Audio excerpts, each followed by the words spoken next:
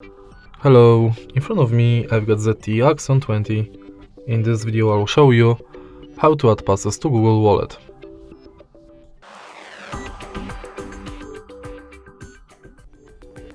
In the beginning, let's go to Wallet.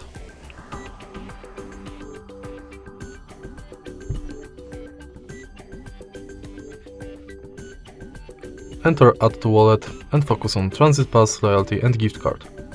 Firstly, let's go to Transit Pass, and if you are able to find your transit way, select it. You will be redirected to a website where you have to finish the inside form. Next, let's select Loyalty and select Loyalty Program.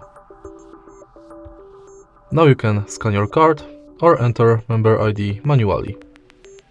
Tap Add to Wallet and it's done. In the end, let's select Gift Card, which is pretty similar to Loyalty Card because you have to select Shop, enter card number, PIN, balance, your notes and tap Add to Wallet. And that's basically it. All of your cards will appear on the homepage of Google Wallet. If you find this video helpful, please leave a like, comment and subscribe.